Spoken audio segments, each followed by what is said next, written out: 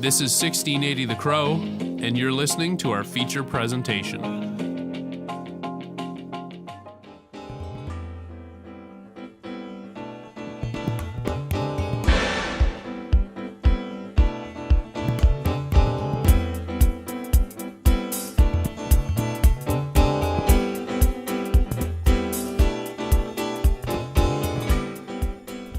The Vancouver Fringe Festival is a theatrical form of art that takes place on Granville Island yearly.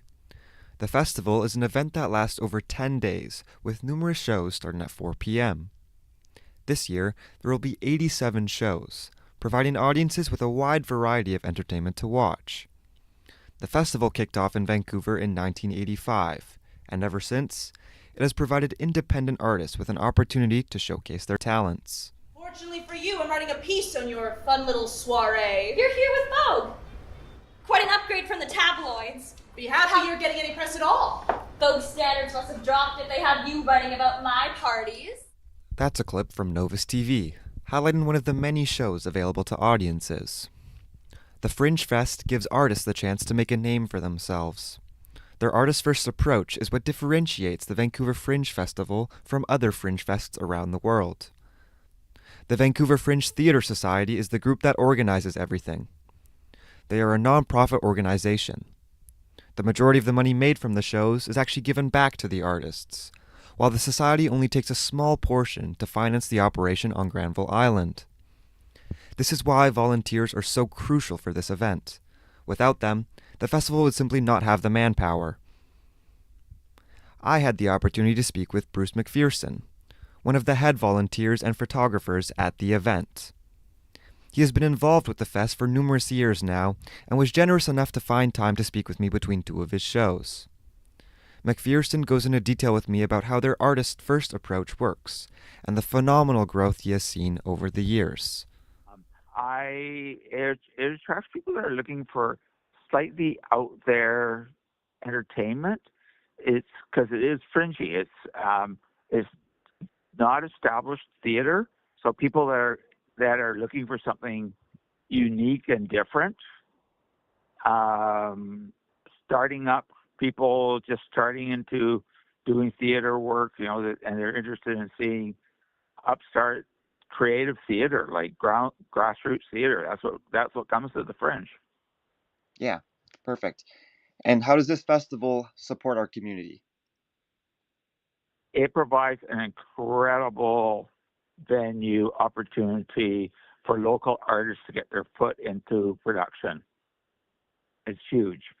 There's so many local artists, performers involved with this. It also brings in international people, so it supports the community. Its biggest thing is that it's in many ways really random, but a lot of performers, this is their first chance to put on a production. Yeah. And the Fringe itself supports those artists pulling it together to get a production on. Yeah, for sure. And I mean, obviously, it's a pretty big attraction, obviously. So I'd imagine there's also a lot of people that are just going to watch these things, and then maybe they're not as into sort of these artistic things as they were beforehand, but just because they went one time, maybe developed a keen interest into it, and maybe they even decided that, maybe this is something I'd like to try out as well and expand. That's something I might try to do. Yeah. And something I might try to do. I've actually got a young artist coming over to me who's supposed to probably talk to me about being inspired to do some work. But yeah, I've got friends of mine that have actually been inspired to put together productions because they've been going to or volunteering at the Fringe. That's amazing. And sorry. Yeah. So keep going yourself. No. So that's the thing, right? The other big thing about the Fringe is because we're all on Granville Island, there are 84 shows. Wow. In 16 venues. You can bounce from one show to the next and just keep going. Shows they're all fairly short, no longer than 75 minutes. Are you going into the practice or late? Oh, I just had a chat with that artist. She's late. Oh, sorry. But okay.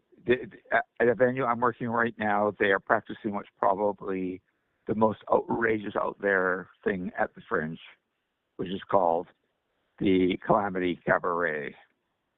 And it's wild. It's got like 40 artists in the audience that are going to do spontaneous theater in over 2 hours. It's insane. It's great fun. But yeah, that's the market. It's a supportive. People can come in. It's inexpensive. So like the most expensive ticket's $20. So the tickets range from $16 to $20, depending on the show, depending on the venue. Yeah. So, yeah, it's a great place to get started and a great place for people to get involved. Yeah. And you mentioned there that it's a great place to kind of get started. So what makes this festival a great opportunity for up and coming artists to kind of showcase their work and really just get out there for the first time? Okay, it starts with it's a bit of a luck of the draw, literally. You enter your idea for a show. It gets put into a literal hat. And then they draw the names out of a hat. Huh. It literally is the luck of the draw. Wasn't even. It is a luck of the draw. They had over 180 odd submissions for 84 spots. Now they've got other tricky ways to do things because it also has what they call bring your own venues. And bring your own venues, the people that run the bring my own venues have discretion, and that it helps the Fringe because it's so random and it goes all the way across the country. It helps touring artists get a sure spot. Yeah. So they may not be in one of the big theaters, but there are tons of little theaters, 50, 60, 70 seat theaters as opposed to 200, 300 seat theaters. And so it gives an opportunity for people to just continue and then feed. It's as part of a national organization. Yeah. It's Vancouver Fringe is part of the Canadian Fringe Festival Association, which actually, believe it or not, starts in Orlando, Florida. Really? Yeah. The Canadian organization took over from the American organization. Okay. All right. And it took over because it gives back more money to the artists than the others would. Yeah. And Vancouver Fringe is the last stop on the Canadian Fringe Festival circuit. Okay. Cool.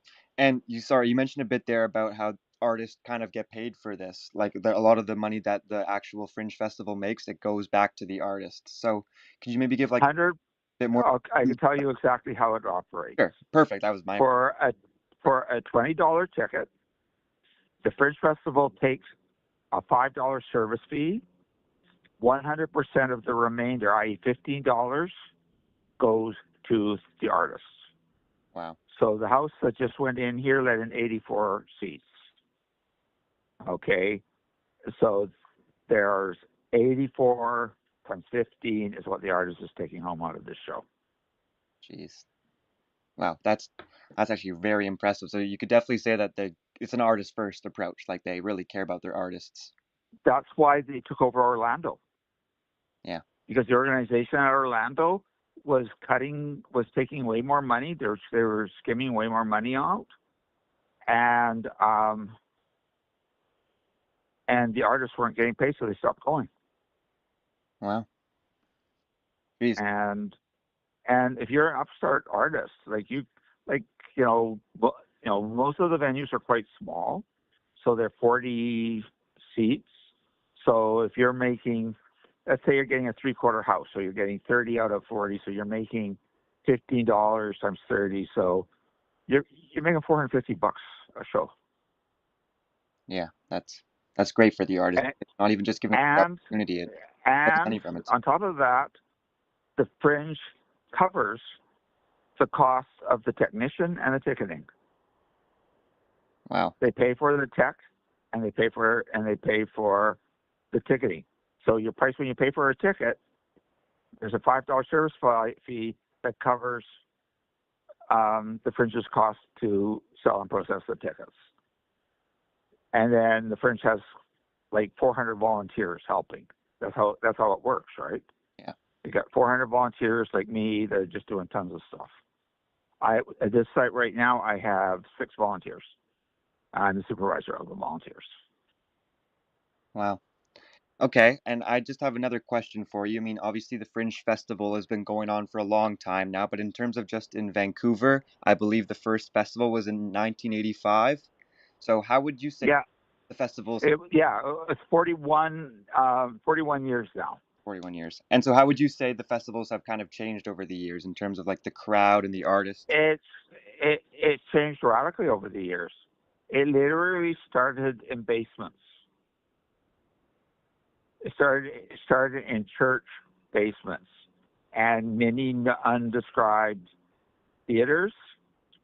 And it used to be spread all over the city. It used to be centered on the Commercial Drive. And now it's entirely centered on Granville Island with one off-island venue this year. That's incredible. That's insane growth. Geez, I didn't even realize that it was that small back then. Wow. Yeah. All And right. it shrunk too since then. Yeah. Hi. You got delivery for in here? Yeah, go on in. Yeah. So it actually has been way bigger. It was way bigger in pre-COVID. Yeah. Where you had Granville Island, you had all these side venues. We are laughing right. And I got to get my volunteers back here pretty soon because the next show's going in.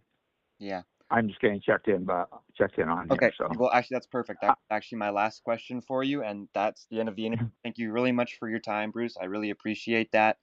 And yeah, just and if you have time, but you're living in North Van, so it's not that easy. If you've got time, there's still another full busy weekend here.